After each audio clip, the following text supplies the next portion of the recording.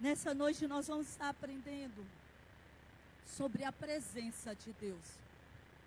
A presença de Deus em nossas vidas precisa ser a nossa maior necessidade. Prosperidade não pode ser uma necessidade maior do que a presença de Deus. Saúde não pode ser a nossa busca maior do que a presença de Deus. Uma família abençoada, Deus nos dá, é promessa do Senhor, mas sem a presença do Senhor, não tem valor nenhum. Prosperidade, tudo, uma casa própria, um casamento feliz, sem a presença de Deus, não existirá. Nós precisamos buscar dia e noite pela essa presença. Nós precisamos, como a música diz, fazer o que tiver de fazer. Sacrifício, como a música diz. Não, Jesus fez sacrifício lá na cruz. Eu sei disso. Mas os servos do Senhor, Paulo, por exemplo, o sacrifício de Paulo foi a própria vida de Paulo. Mas Paulo tinha a presença de Deus.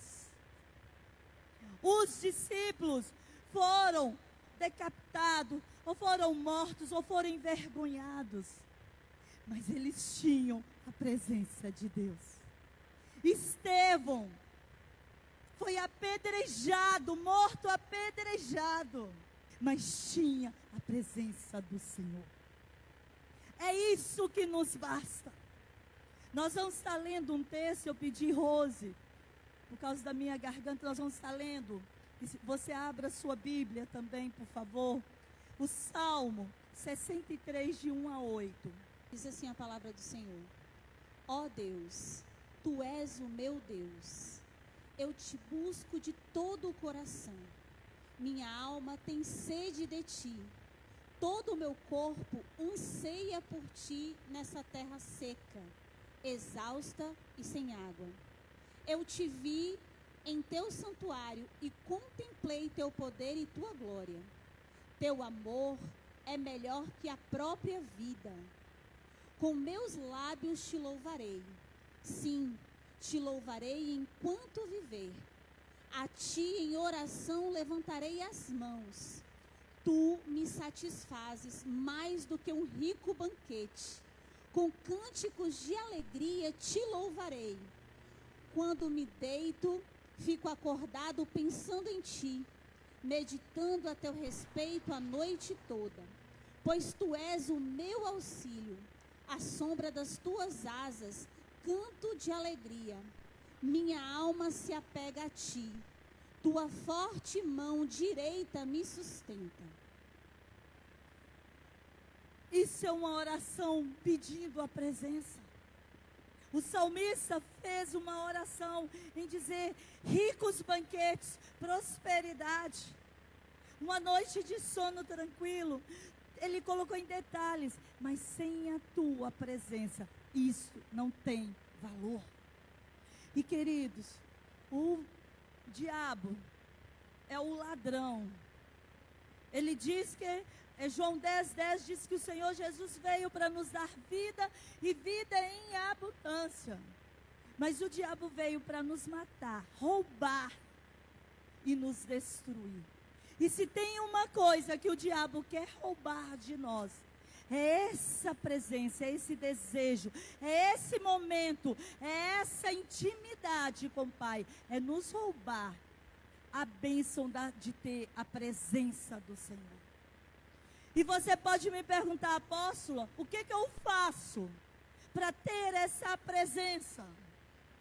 Eu vou primeiro falar o que te impede de ter essa presença na sua vida. O que impede de termos essa presença na nossa vida? A principal coisa é o pecado. O pecado afasta essa presença, afasta a glória de Deus das nossas vidas.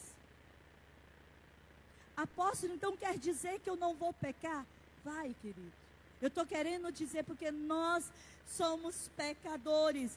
Salmo 51 diz que nós nascemos em pecado. E em pecado nos concebeu nossa mãe. Eu estou dizendo, é você gostar, é você ter o pecado como seu bichinho de estimação, é você alimentar, é você acariciar, é você ter um pecado na sua vida anos e anos, e você não buscar. E queridos, tem áreas de fraqueza na nossa vida, que não é só confessando. É você orando, é você jejuando, é você fugindo, é você pedindo ajuda. Mas nós precisamos fazer o que for possível para fugirmos, para evitarmos pecado em nossa vida. Senão nós não teremos essa presença do Pai em nossas vidas.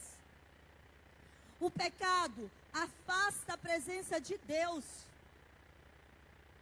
O pecado faz Deus se afastar das nossas vidas. Você quer estar longe de Deus? Você quer, além da presença, você ter a bênção, você ter a proteção?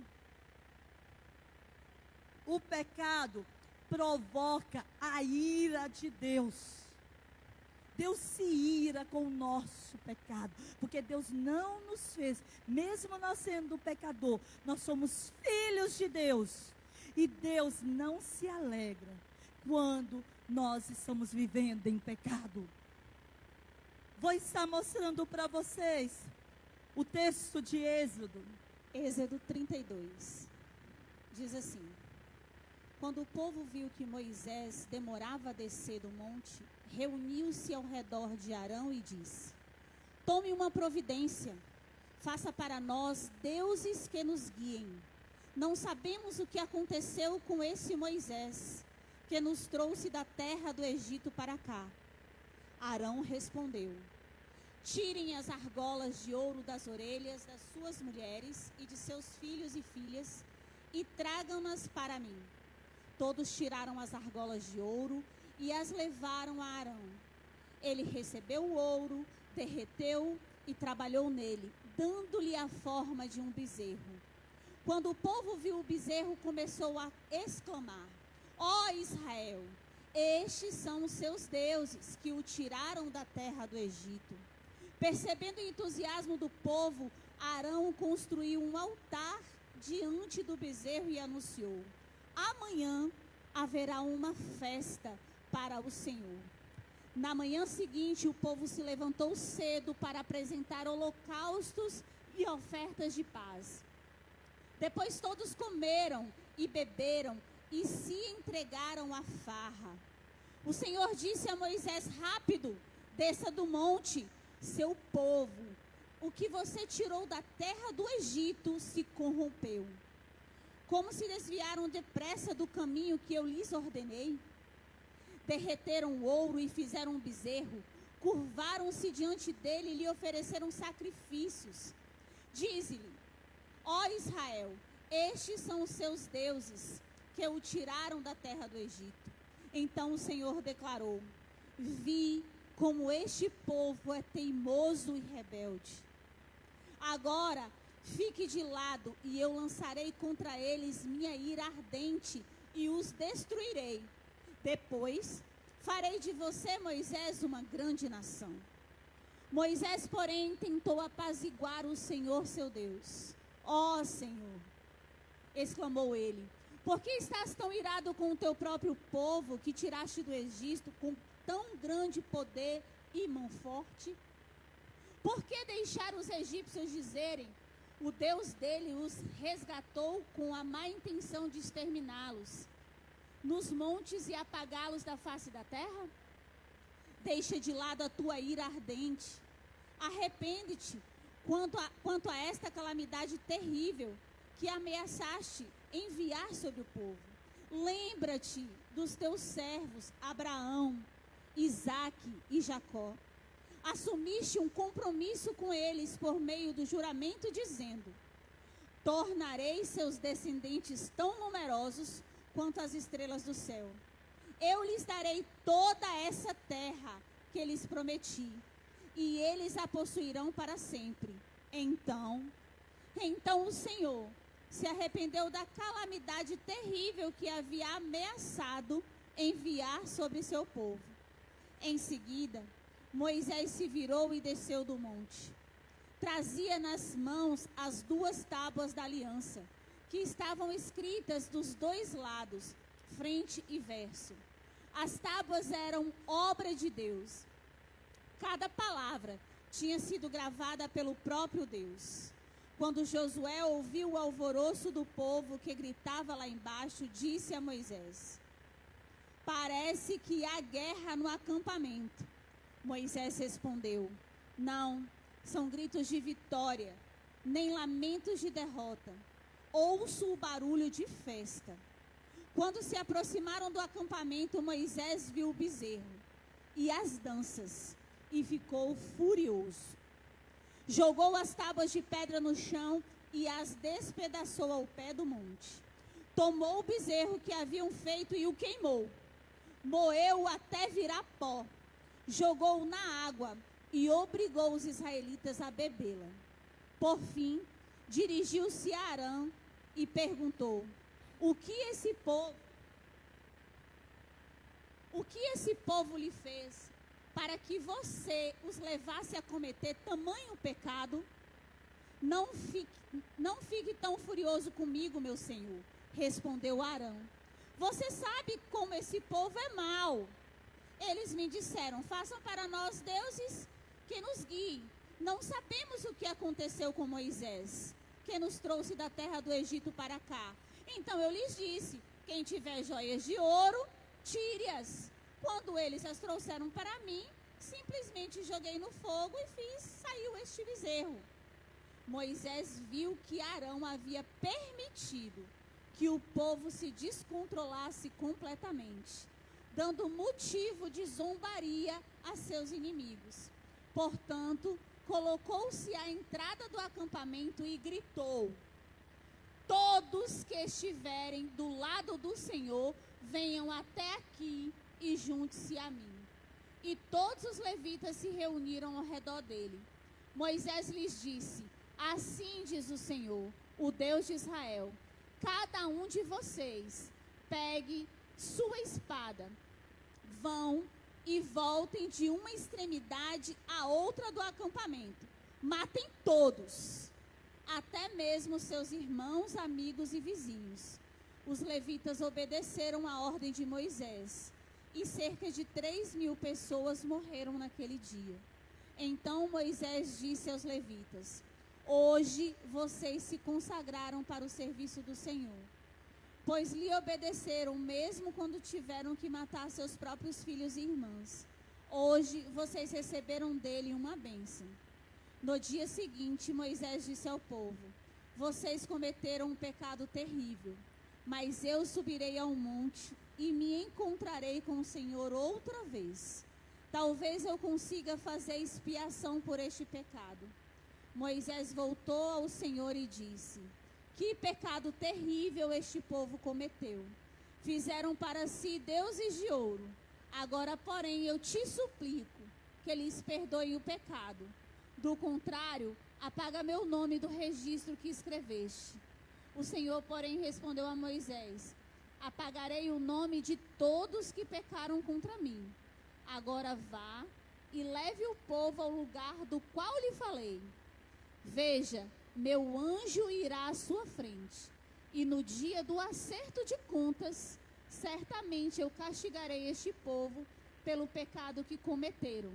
Então o Senhor castigou severamente o povo por causa do que fizeram com o bezerro que Arão lhes tinha construído. Você talvez está perguntando: por que leu esse texto? Por que leu todo esse texto? Queridos, eu quero que sirva, além de ser a palavra de Deus, que nos ensina ao ouvir, que às vezes nós esquecemos o que está na palavra de Deus. O que pode acontecer conosco se nós não tomarmos cuidado. Esse povo era um povo que Deus libertou do Egito, era um povo que tinha grandes promessas, que viu tanto agir de Deus, e em pouco tempo, Arão era o irmão de Moisés, que ajudou Moisés. E como ele não vigiou, como ele deixou portas abertas na vida dele, o diabo veio e muitos perderam a bênção. Muitos desses perderam a terra prometida. Muitos desses perderam a presença do Senhor por uma coisa tão pequena. E nós também precisamos tomar cuidado, porque a palavra de Deus diz que se nós não tomarmos cuidado no dia da volta do Senhor Jesus, o Senhor Jesus vai dizer para muitos que não o conhecem. E ainda diz, muitos que profetizaram, muitos que fizeram milagre, muitos que foram usados por Deus, ele ainda vai dizer, apartai-vos de mim, maldito, porque está preparado para você o fogo eterno. Queridos, nós precisamos ficar atentos e buscar a presença de Deus, senão nós podemos nos perder, como o povo de Israel. Eu não sou desses. É sim, queridos. É sim.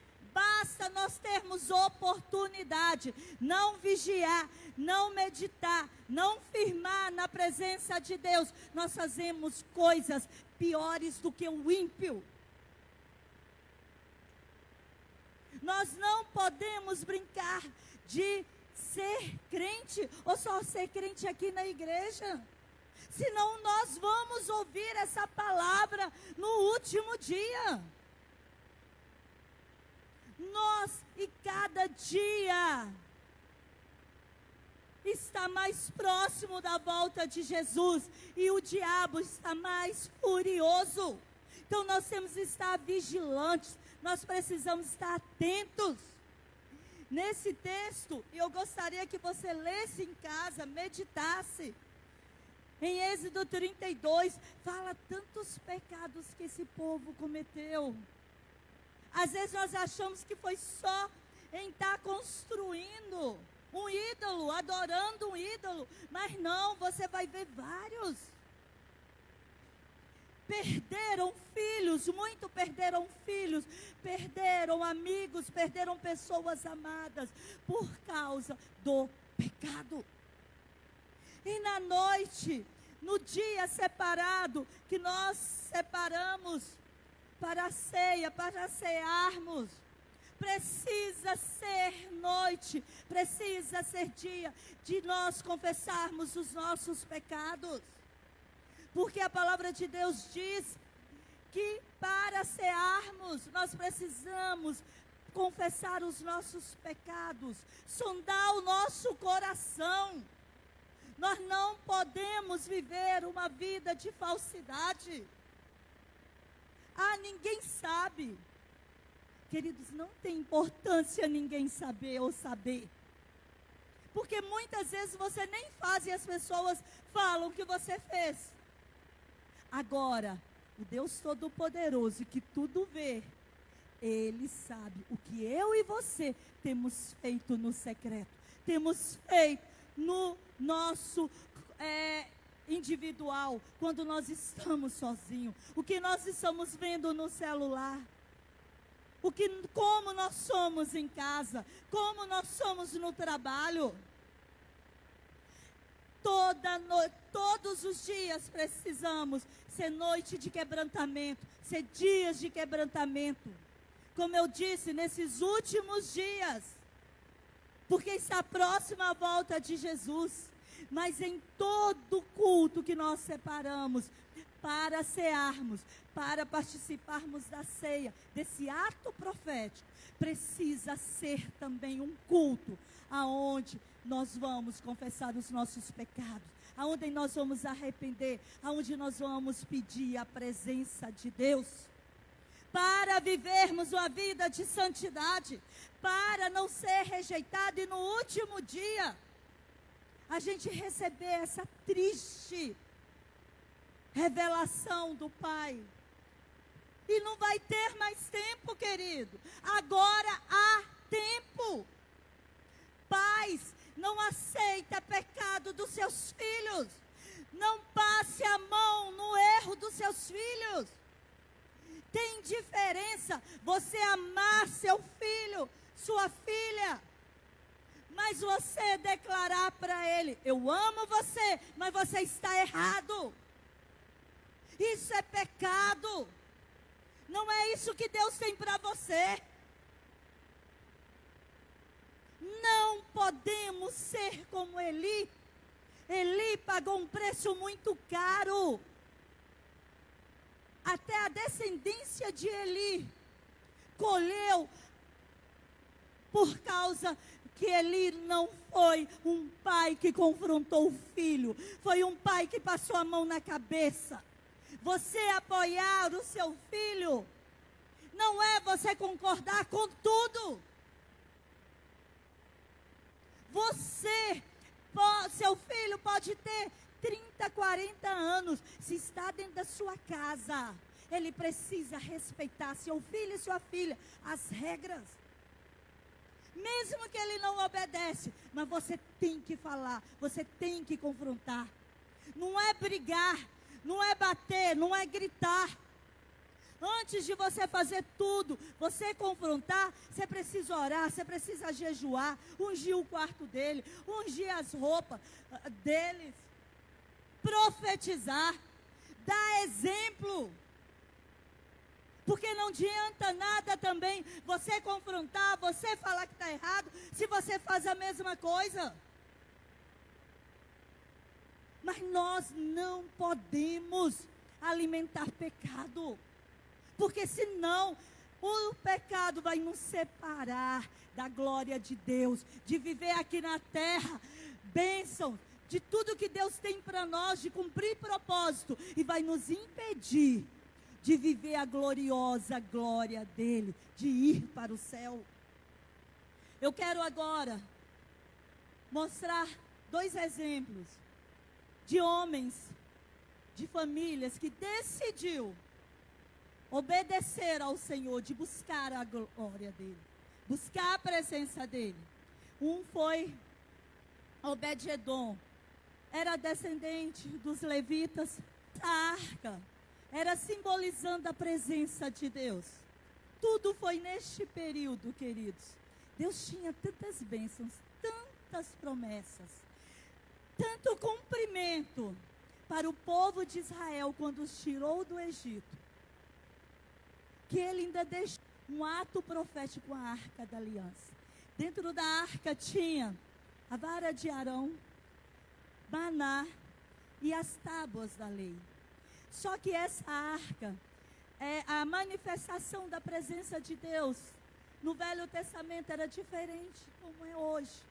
O Senhor Jesus, através da morte e ressurreição de Jesus, nós temos acesso direto ao Pai. Mas o Velho Testamento não tinha. Então, aonde a arca ia, a presença de Deus ia. Não era igual hoje, que nós podemos falar com o Espírito Santo, que nós clamamos, dependia dos sacerdotes. Vocês sabem que na guerra, quando iam, sempre iam os levitas com a arca da aliança, levando os sacerdotes profetizando, declarando que a presença de Deus estava naquela batalha. E a arca da aliança ficou na casa de Abinadab, que era irmão de Davi, por 20 anos. No período de Saul, queridos, foi um rei que o povo pediu, um homem que era cheio de Deus. Mas Saul, por causa do pecado na vida dele, ele perdeu a glória na vida dele, a glória de Deus, a presença de Deus. Neste período, a arca ficou na casa de Abinadab por 20 anos. Quando Davi começou o reinado de Davi, Davi lembrou disso e foi na casa de Abinadab e foi buscar essa arca. 1 Crônicas 13, a partir do versículo 6. Davi e todo Israel foram de Baalá, de Judá, a fim de buscar a arca de Deus, junto à qual era invocado o nome do Senhor. Preste atenção, queridos, vocês entenderem. E está entronizado entre os querubins. Puseram a arca de Deus numa carroça nova e levaram da casa de Abinadab. Uzá e Aiô guiavam a carroça. Davi e todo Israel se alegravam diante de Deus com todas as suas forças, entoando cânticos, tocando todo tipo de instrumentos musicais, liras, harpas, tamborins, símbolos e trombetas. Quando chegaram à eira de Nacon, os bois que puxavam a carroça tropeçaram, e Uzá estendeu a mão para segurar a arca. A ira do Senhor se acendeu contra Uzá, e ele o matou por haver tocado na arca. E Uzá morreu ali mesmo, na presença de Deus. Davi ficou indignado porque a ira do Senhor irrompeu contra Uzá e chamou aquele lugar de Pérez-Uzá, como é conhecido até hoje. Davi teve medo do Senhor e perguntou: como poderei levar a arca do Senhor? Assim, não transferiu a arca do Senhor para a cidade de Davi.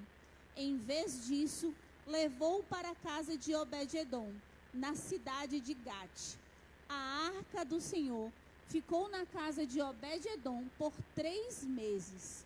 E o Senhor abençoou a família de Obed-edom e tudo que ele possuía. Na casa de Abinadab, ficou por 20 anos. E na Bíblia não fala que houve algo. Na casa de Obed-edom, ficou 3 meses. E a Bíblia diz que Deus abençoou Obed-edom, abençoou sua família e tudo que Obed-edom tinha. Qual a diferença, apóstolo? A diferença estava o coração de Obed-edom. A diferença estava como era a busca da presença. Qual o desejo de Obed-edom em ter a presença de Deus na casa dele. E Abinadab, a presença de Deus não fazia diferença. Era como qualquer coisa. E Obed-edom, queridos, quando eu leio esse texto, eu amo essa passagem. Porque eu já questionei, será que eu ia querer a arca da aliança, sabendo que tinha matado alguém na minha casa? Sabendo que tinha passado na vida de Abinadab por 20 anos e não tinha feito diferença nenhuma? Só que Obed-edom não olhou as pessoas, não olhou para a vida de Abinadab, não olhou o que aconteceu. Ele obedeceu o que o rei, o que Davi disse, e buscou a presença de Deus. Abriu a sua alma, clamou pela presença de Deus. Eu fico imaginando, isso sou eu. Eu acho que Obed-edom e a família ficava lá cuidando dessa arca, arrumando. Se fosse eu, como eu gosto de decoração, trocava o tapete, tinha dado uma arrumada na sala, arrumada onde estava essa arca. E ainda ficava assim: Deus, o Senhor diz, e o Senhor usou o teu filho Moisés, e através da tua direção, para fazer esse memorial que é a tua presença. Então, se significa a tua presença, eu quero para a minha vida, eu quero para a minha família, eu quero que a tua presença enche a minha casa, enche a minha vida. Obed-edom não tratou a presença de Deus de qualquer maneira. E a prova disso, depois vocês leiam, depois que quando Davi pegou, aí depois Davi veio, fez tudo certinho e pegou a arca da aliança e levou o templo que ele tinha construído próprio para a arca. Obed-edom abandonou tudo, pegou a família e foi cuidar, foi ser porteiro e cuidar aonde estava a presença de Deus. Obed-edom não sabia mais viver sem a presença de Deus. Nós acostumamos só com um pouquinho. Nós achamos que é só no culto. Nossa, como o culto foi bom. Como que Deus falou. Nossa, que vigília abençoada. Nossa, a hora que nós chegamos em casa, nós não lemos a palavra, nós não adoramos, nós não oramos, nós não jejuamos, nós não tomamos cuidado com a nossa boca. Nós acostumamos e achamos que a presença de Deus é de qualquer jeito. Queridos, talvez você esteja achando que Deus ainda não age assim.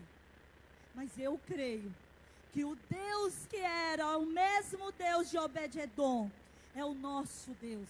E Ele age da mesma maneira. O Deus que estava com o povo com o povo judeu, que os libertou do Egito, fez milagres e maravilhas, mas que também, quando pecou, destruiu todo, é o nosso Deus. E vai chegar com um mais próximo. Nós já estamos vivendo isso, a volta de Jesus. E nós vimos isso, Deus colocando a mão.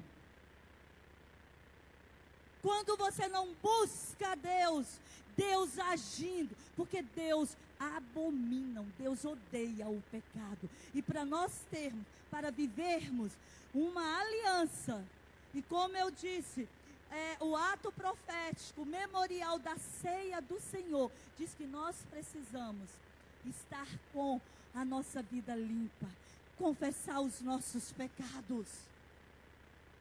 Porque senão Deus pode colocar a mão em nós. Porque é o mesmo Deus. Deus é amor, mas Deus também é justiça. E Deus trata o pecado na nossa vida. Nós vimos uma situação bem difícil com Moisés. Mas algo que eu amo sobre a vida de Moisés é que Moisés amava tanto a presença de Deus. Foi orar, foi pedir misericórdia. Com isso tudo, Moisés perdeu até algumas bênçãos. Até de pisar na terra prometida, porque irou. Ficou tão irado com aquele povo, que quem não irava, de você estar buscando a presença de Deus, e chega lá, eles fazendo tudo ao contrário. E não foi muito tempo não. Foi 40 dias, foi pouco tempo. Só que a presença de Deus não saiu da vida de Moisés. Êxodo 33, olha o que Moisés diz. A partir do versículo 12 diz assim: Então Moisés disse ao Senhor: Tu me ordenaste, leve este povo, mas não dissestes quem enviarias comigo. Declarastes: eu o conheço pelo nome e me agrado de você. Se é verdade que te agradas de mim, permita-me conhecer teus caminhos, para que eu te conheça melhor e continue a contar com teu favor. Lembra-te... É Moisés falando com Deus, viu, gente? Isso, é Moisés falando. Lembra-te de que esta nação é o teu povo. Então o Senhor respondeu: acompanharei você pessoalmente e lhe darei descanso. Olha o que Deus diz. Repete, que acho que eles não entenderam, Rose.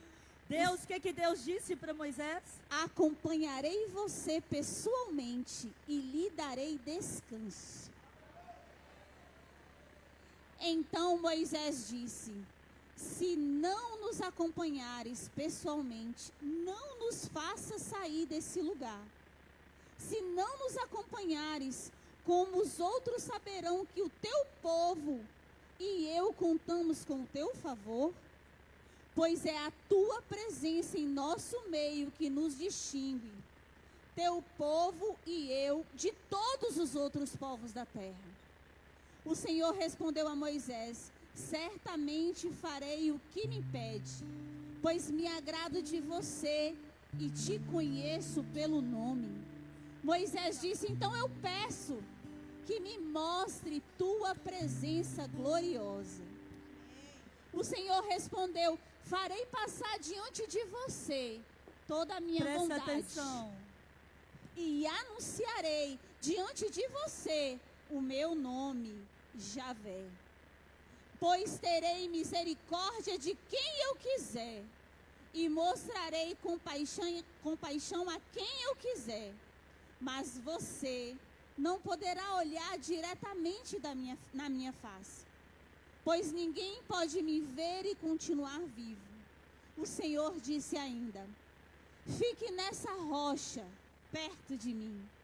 Quando a minha presença gloriosa passar, eu o colocarei numa abertura, numa fenda da rocha, e o cobrirei com a minha mão, até que eu tenha passado.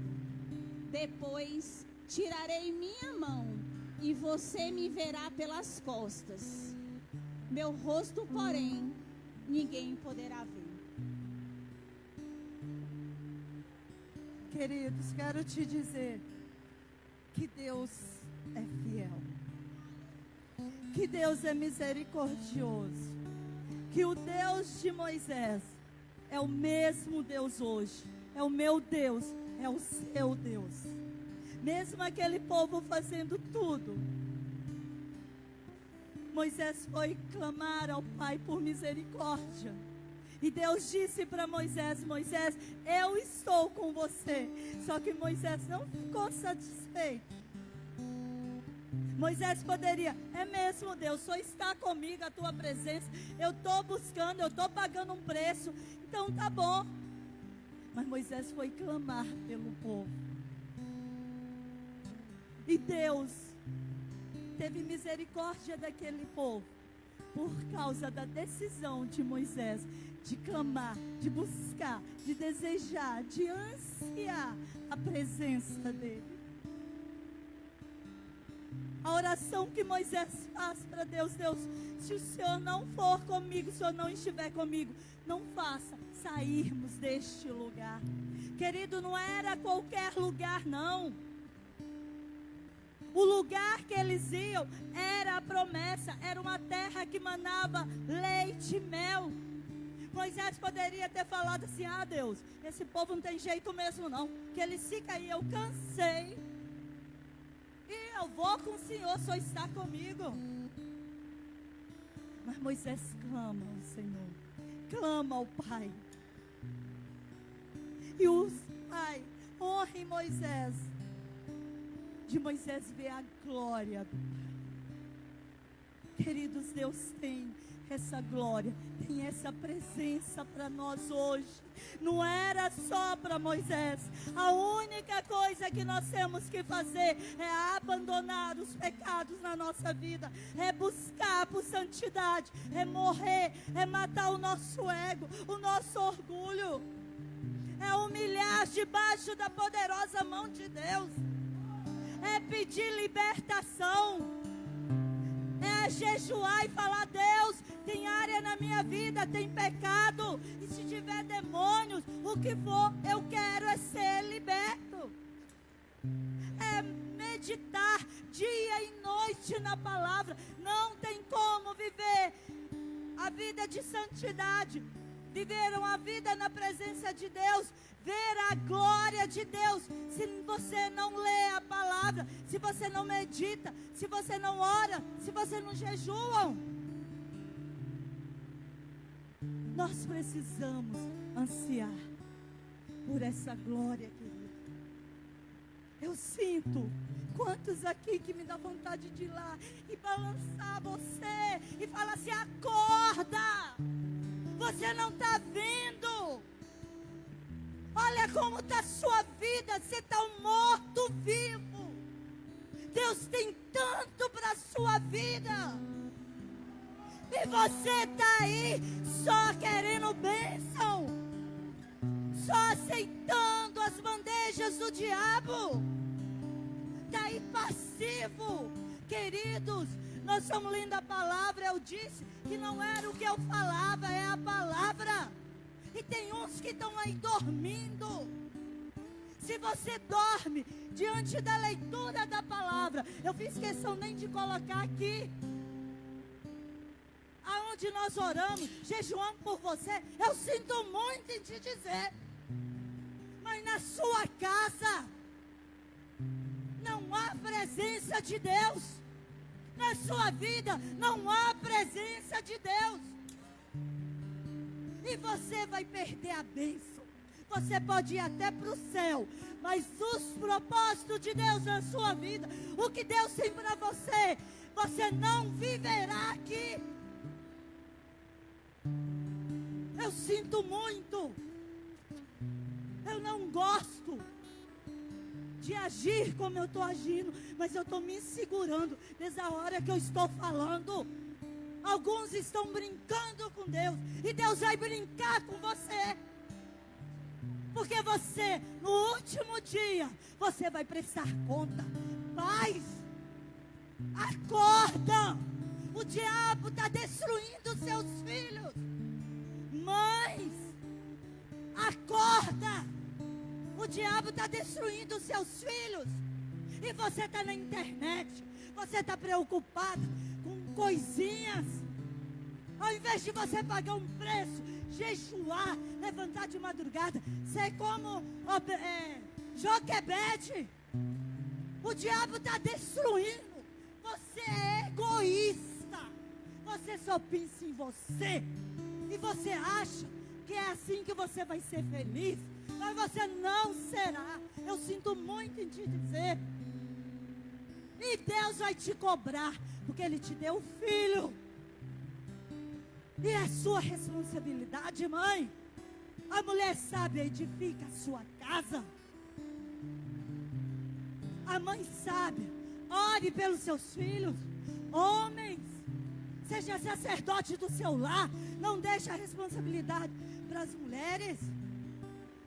Queridos, nós temos uma vigília. É uma vergonha. Porque os jovens estão buscando. E vocês, pais dos seus filhos, não estão servindo ao Senhor. Seu casamento está destruído. E você está em casa. Eu tenho certeza. Não é vindo numa vigília que vai mudar, não. Mas se você não vem buscar o Senhor na igreja, em casa você também não busca.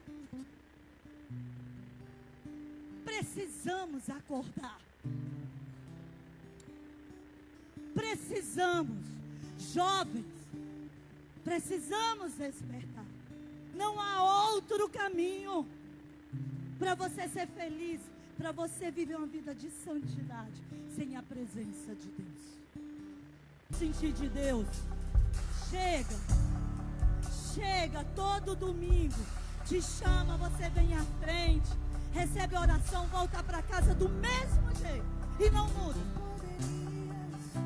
Hoje nós vamos fazer diferente. Eu não entendi porque que a hora que eu subi aqui, eu pedi que os líderes viessem aqui. Não é para provar para ninguém, não é para aparecer na internet, não é relevando o recado para ninguém. Eu falo no temor do Senhor. Agora eu entendi. Nós vamos andar aqui e vamos profetizar sobre a igreja. Se você quer essa presença aí no seu lugar, você vai orar e vai falar para Deus o que você quer. Faça como Davi. Deus, sonda o meu coração. Vê se há em mim algum caminho mau. Vê se há algum pecado, Pai. Traga à minha memória coisas, pecados que eu preciso tratar. Se eu preciso posso confessar. Essa chama não se apaga, essa chama não se apaga. Pai, em nome de Jesus, nessa hora, Pai, entramos na Tua presença, te louvamos e te adoramos. Eu quero te agradecer, te louvar, te adorar, no temor do Senhor. Muito obrigado, Pai, pelo que o Senhor ministrou em minha vida, pelo que o Senhor ministrou nessa noite, Pai. O Senhor sabe, Pai, que eu não programei nada, que eu não planejei nada, que eu falei que eu queria ser como Jeremias, que o Senhor tocasse nos meus lábios. O Senhor sabe, Pai, que eu nem gosto de confronto, mas eu sei que é necessário. Mas eu quero te pedir, como Moisés pediu, Pai, do povo. Eu quero pedir por nós nessa noite. Não que eu sou mais santo, não que eu sou perfeita, mas eu quero te pedir, Pai, porque o Senhor sabe que essa tem sido a minha oração, dia e noite, que eu quero a Tua presença. O Senhor sabe, Pai, que eu tenho buscado isso, e eu te peço no temor do Senhor. Nós fazemos, Pai, a mesma oração de Moisés. Nós clamamos a Ti, não nos faça, Pai, sair daqui nessa noite. Não nos faça voltar para nossa casa. Não nos faça, Pai, viver o dia a dia, se o Senhor não estiver conosco, se a Tua presença não estiver conosco, se a Tua glória não estiver conosco, Pai. Tudo que nós mais desejamos é Tua presença. Nós confessamos, Pai, o nosso pecado. Nós confessamos, Pai, o nosso pecado, de quantas vezes falar demais, de quantas vezes a murmuração, quantas vezes julgar, quantas vezes, Pai, pensar coisas que não agradam ao Senhor. Nós confessamos e pedimos, Jesus, Filho de Davi, tenha misericórdia dos nossos filhos, liberta os nossos filhos, liberta a nossa casa, porque nós cremos que nós e a nossa casa serviremos ao Senhor. Liberta os cônjuges. Oh Deus, que o Senhor perdoa-nos a nossa indiferença, a indiferença, Pai, pela Tua presença, a indiferença, Pai, pelo Senhor. Nos perdoa, porque às vezes nós queremos mais as bênçãos do que o Senhor. Nos perdoa pela frieza do nosso coração. Mas nós pedimos nessa noite, nós cremos que o Senhor é o mesmo Deus de Obed-edom e de Moisés, e o Senhor quer fazer a mesma coisa, a mesma visitação que o Senhor visitou Moisés e Obed-edom, o Senhor quer fazer nas nossas vidas, na nossa casa. E nós clamamos nessa noite, Pai, não nos faça sair essa noite e viver a vida como estamos vivendo. Que haja mesmo transformação, que o Senhor nos atrai a Tua presença. Espírito Santo de Deus, intercede a nosso favor, nos ajude a desejar mais a presença do Pai. Em nome de Jesus, não é para aparecer, mas é somente para Te honrar e glorificar o Teu nome, em nome de Jesus.